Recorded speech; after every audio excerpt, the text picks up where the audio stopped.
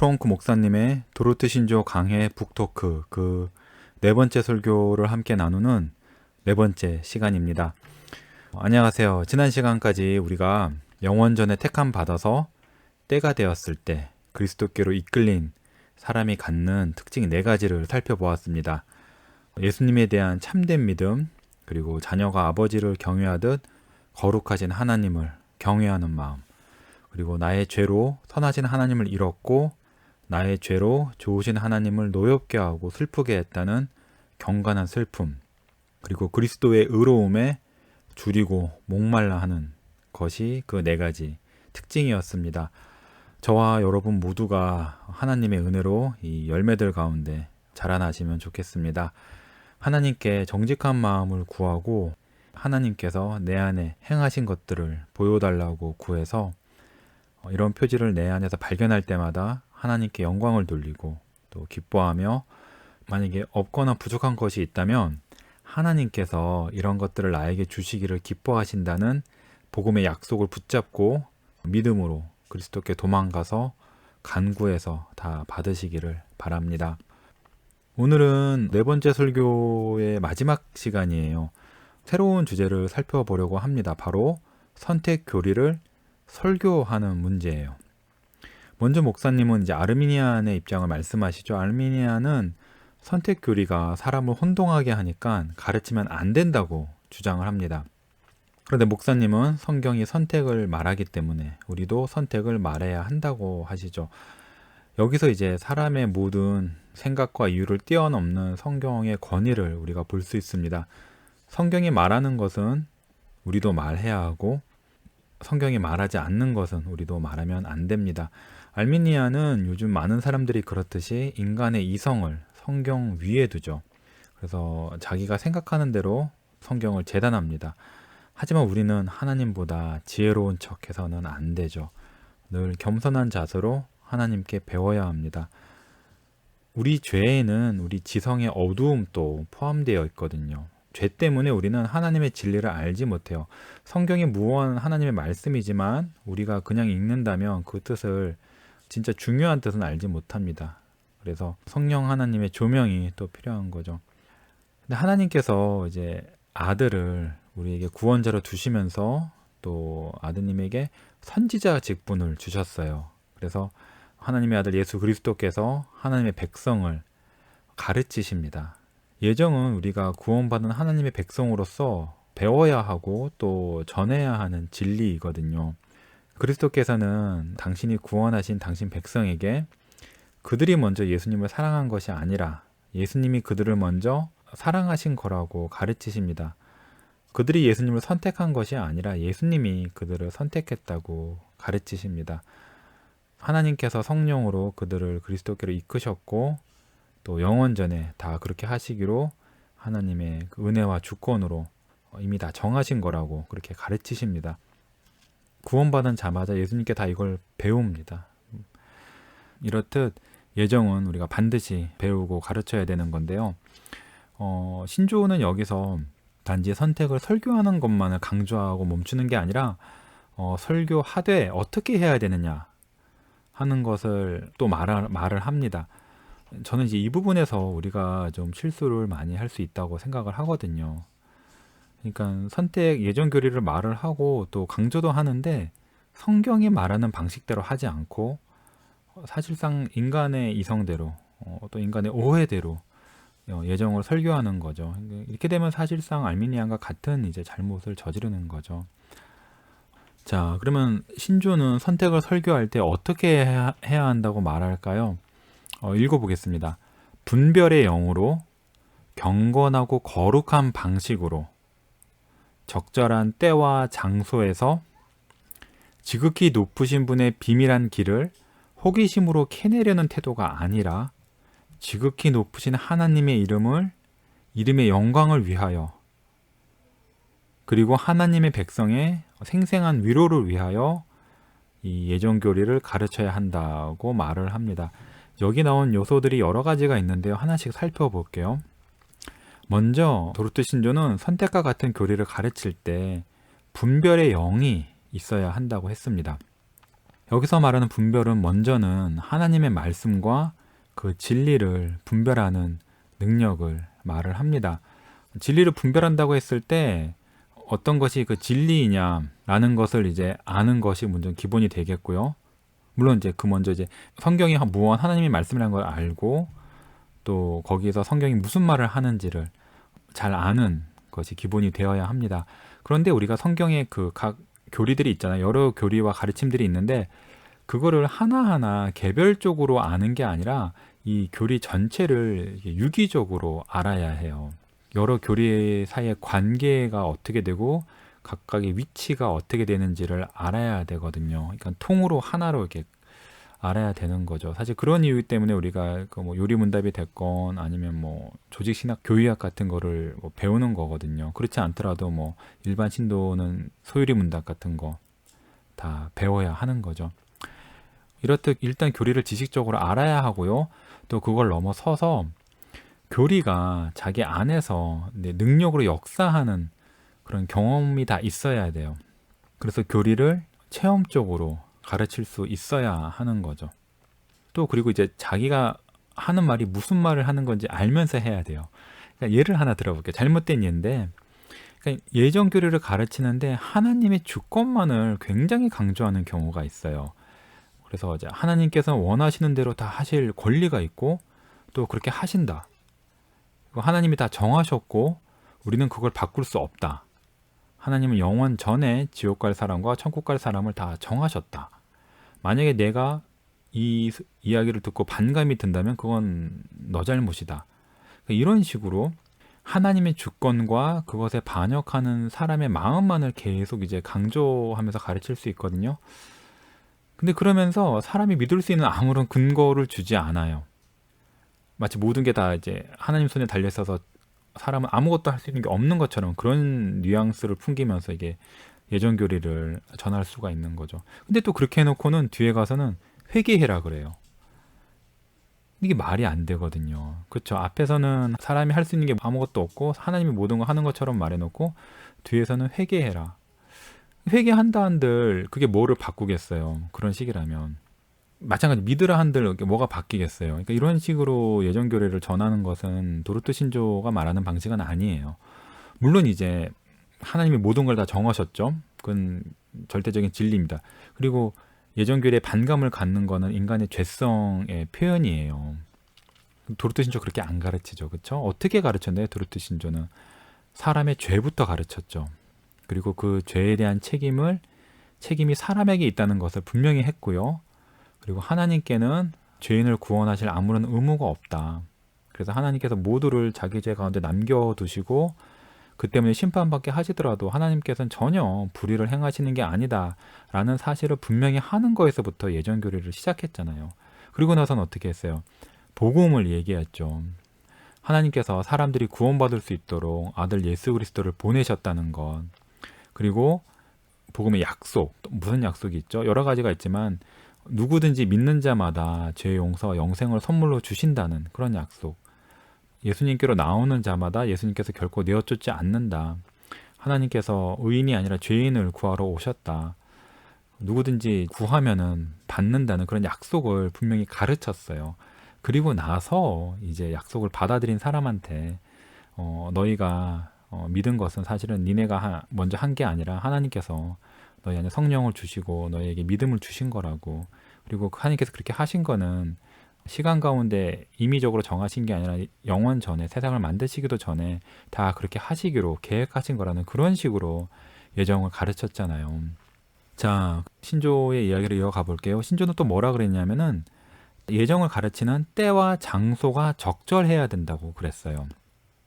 우리가 이제 예정을 무조건 가르치기만 하면은 예정 교리와 하나님을 높이고 하나님께 순종하는 것이 아니에요. 우리가 때에 맞지 않게 예정 교리를 가르치면 사실상 그거는 하나님이 기뻐하시는 바가 아니거든요. 예를 들어서 거듭나지도 않은 사람이나 초신자에게 예정을 가르치는 게 과연 옳을까요? 방금 살펴봤지만 도르트 신조는 예정을 가르치기 전에 죄, 복음, 약속, 인간의 책임, 그리스도를 영접하는 참 믿음이 무엇인지 그런 것들을 다 말하고 난 다음에 예정을 가르쳤잖아요. 그쵸? 우리가 이렇듯 상대방에게 맞춰서 그 예정 교류를 가르치려면은 사실은 그 상대방의 영적인 상태를 조금은 알아챌 수 있어야 합니다. 물론 우리는 사람이기 때문에 사람의 마음을 다 모르죠. 그래서 남의 영혼의 상태에 대해서 하나님이 아시듯 완전하게 알지 못해요. 그렇기 때문에 우리가 남의 영혼의 상태에 대해서 말할 때도 확증하듯이 말하면 안 됩니다. 그건 우리가 하나님의 입장에 서는 거거든요. 우리는 그렇지 않습니다. 하지만 그렇다고 해서 그 목사라면, 그러니까 하나님의 양떼를 돌봐야 하는 사람이라면은 상대방의 영적 상태에 대해서 어느 정도는 감이 있어야 합니다. 그래서 상대가 예정을 지금 배워야 하는 상태인지, 아니면 복음의 약속이나 그리스도의 인격과 사역 같은 것들을 더 배워야 하는지를 분별할 수 있어야 하죠. 또는 그 사람이 지금 마음에 어떤 두려움이나 걱정이나 그런 것이 있는가, 아니면 마음에 어떤 교만이나 자만이 있는가, 이런 것들도 어느 정도는 볼 줄 알아야 합니다. 프랑크 목사님도 이 도르트 신조를 설교하신 때가 언제냐면은 젊은 나이에 임직하시고 나서 두 번째 교회에서 하신 건데, 요 교회에는 자기 내면을 너무나 살피는 것이 과한 그런 분들이 많았다 그랬잖아요. 그렇기 때문에 목사님이 이 도르트 신조 강의를 설교하실 때는 free of all, 그러니까 누구든지 아무 자격 없이 주님께로 나오라는 것을 아주 강조하셨어요. 근데 그 다음 교회에서 사역하실 때는 이런 것보다는 그 자기 살핌을 더 굉장히 많이 강조하셨거든요. 그러니까 이 두 교회 성도들 영적인 상태가 달라서 그래요. 그렇죠. 자기 살핌을 너무 과하게 하는 사람들에게는 그리스도를 바라보라고, 그냥 하나님께 있는 그들의 모습으로 나오라고 강조를 하는 거고, 반대로 자기의 살핌이 없고 신자라고는 하지만 정말로 그 참신자의 모습이 보이지 않을 때는 우리 자기를 살피라고 강조하는 거죠. 신자의 표징이 무엇인지를 강조를 해야 되거든요. 근데 또 이렇듯 적절한 때와 장소에서 선택을 설교하려면 앞서 말한 어떤 분별의 영이 또 있어야 합니다. 때와 장소를 잘못해서 예정을 말하는 경우 어떤 경우가 있을까요? 전도하는데 예정을 말하는 케이스도 우리가 좀 생각해 봐야겠죠. 그렇죠? 일단 예정은 전도 때 가르칠 교리가 아니죠. 그렇죠?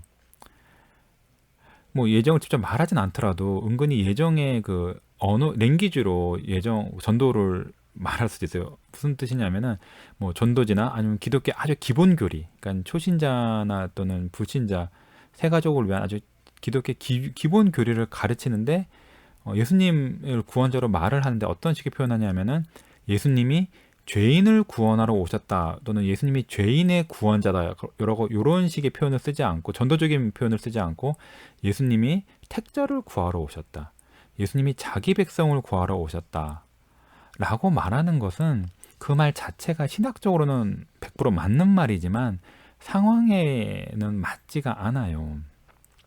전도의 맥락에서 우리가 이런 식으로 예정의 언어를 쓰게 되면은 그 말을 듣는 사람들은 자기가 죄인인지 아닌지에 초점을 맞추지 않고 자기가 택자인지 아닌지에 초점을 맞추거든요.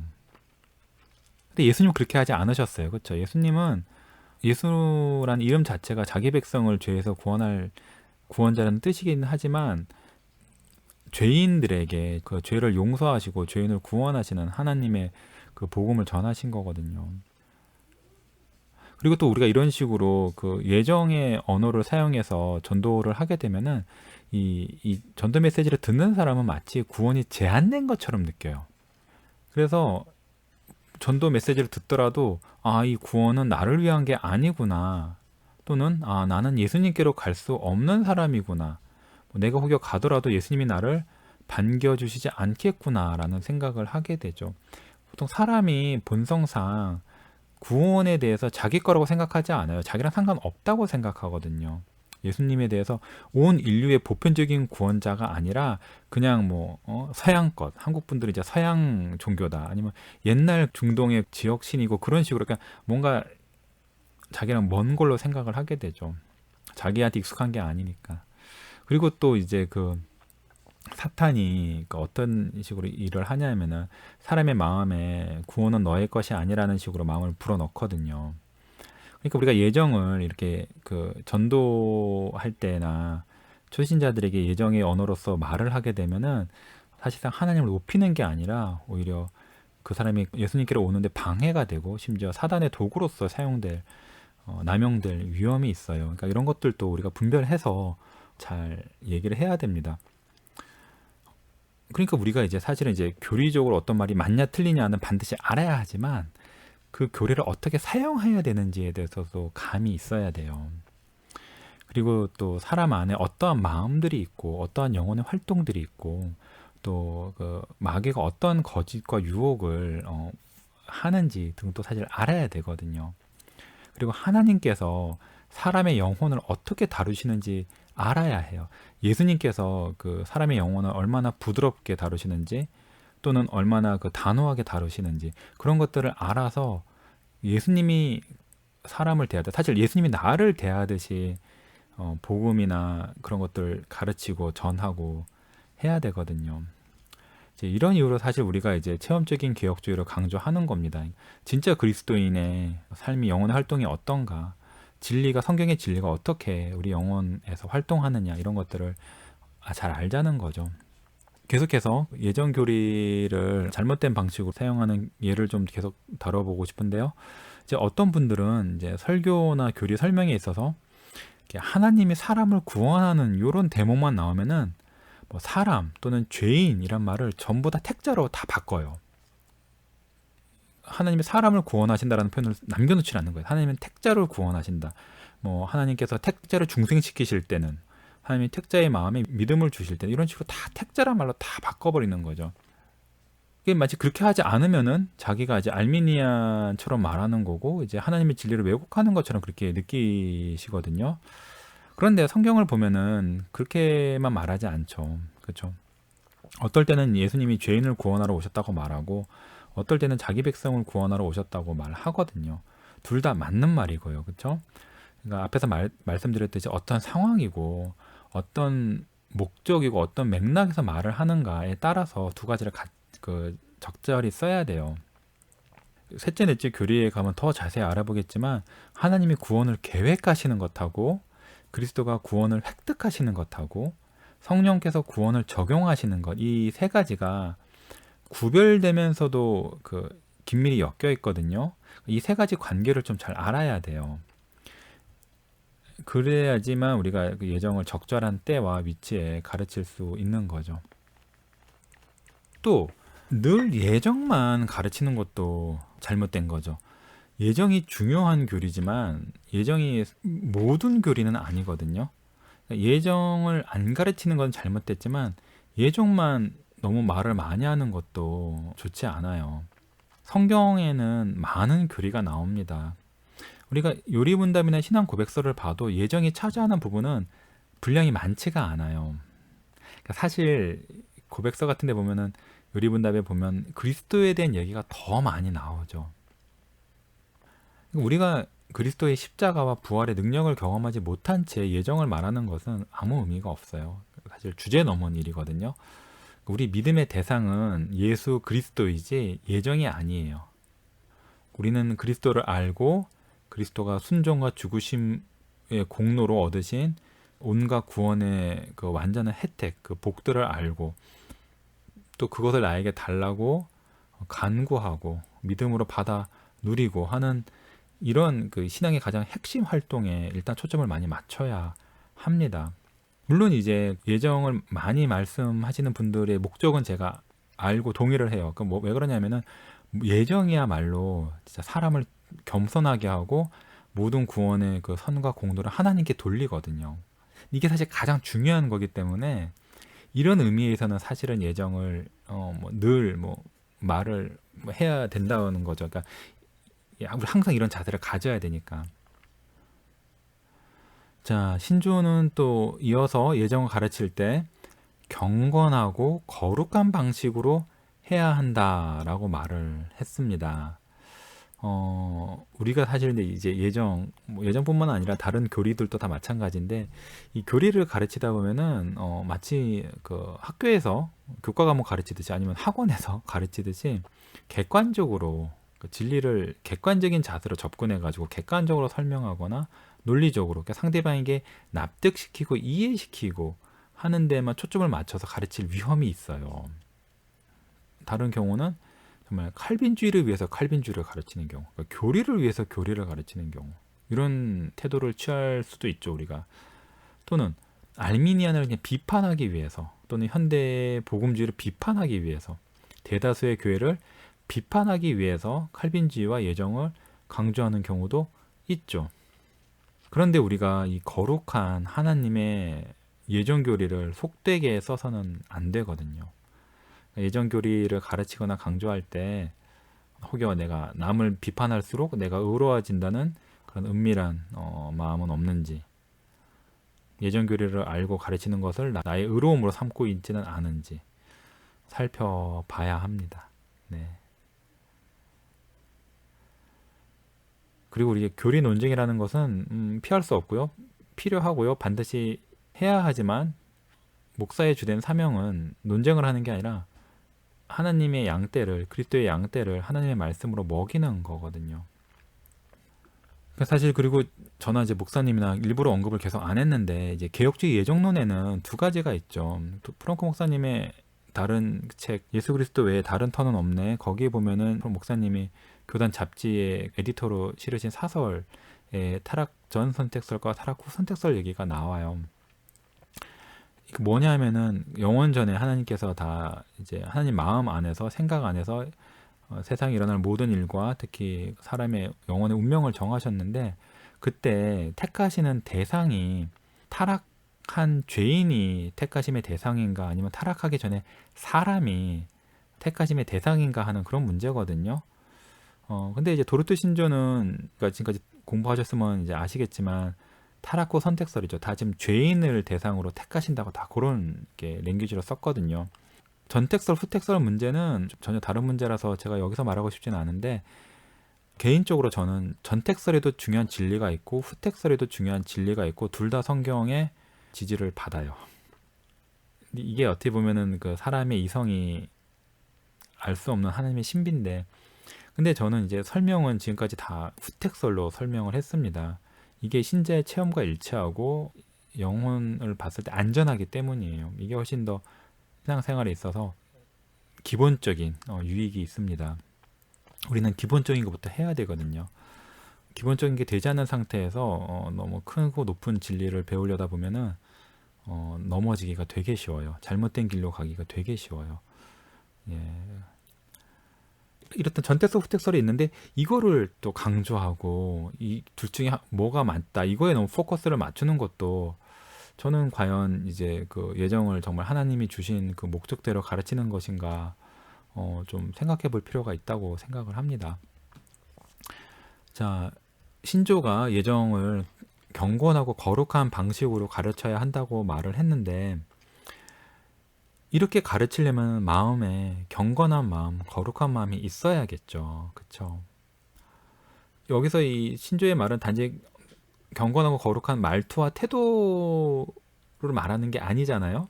진짜로 마음속에 경건함과 거룩함이 있어야 돼요.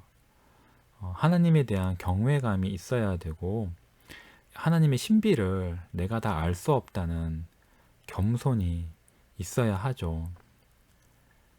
우리가 이제 하나님과 구원의 교리를 내가 이제 공부를 해서 파악해가지고 사람에게 가르치겠다라는 이런 교만, 내가 교회에 선생 노릇을 하겠다라는 개인적인 야망 이런 게 있으면 안 됩니다.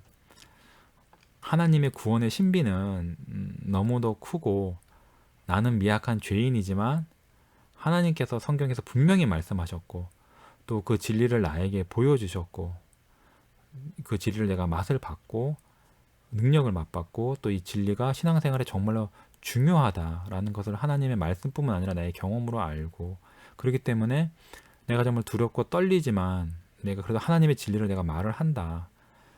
내가 나의 능력과 지혜와 지식, 연구 이런 거를 의지하는 게 아니라 정말 하나님만 의지해서 하나님의 지혜와 능력으로 이 교리를 내가 말을 한다. 고백을 하고 가르친다.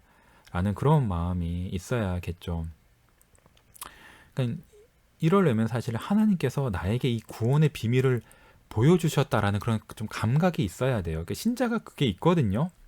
이게 그냥 내가 성경을 공부하고 교리를 공부하고 어떤 종교를 공부한 게 아니라 정말로 하나님께서 나에게 특별히 뭔가를 보여주셨다. 어떤 뭐 성경에 없는 교리책에 없는 말을 내가 들었다는 게 아니라 성경에 분명히 나와 있고 교리책에 분명히 나와 있지만 그것이 나에게 정말 그 하나님이 나에게 직접 가르쳐 주시듯이 그리고 그 가르쳐 주신 것이 마치 정말 하나님의 은혜인 것처럼 그렇게 내가 배웠다. 예수님께 배웠다라는 그런 감각이 사실 신자에게 있잖아요. 그리고 그 이런 배움이 있으면 당연히 이거를 내가 남에게 또 전해야 된다는 사명감이 있거든요. 더욱이 교회 선생으로 부르심 받은 특별한 그 하나님의 종이라면 이런 것이 더 있어야 되잖아요. 이런 것이 있는 상태에서 내가 나의 것, 나의 이해, 나의 연구를 말하는 게 아니라 하나님이 나에게 말하라고 주신 그 말씀, 하나님의 말씀, 하나님의 것을 말한다는 인식이 있어야겠죠. 거룩하신 하나님에 대한 깊은 진리, 그 정말 그 큰 일을 내가 전한다 라는 인식이 있어야 된다는 것이 이 도르트 신조의 말에 담겨 있다고 저는 생각을 합니다.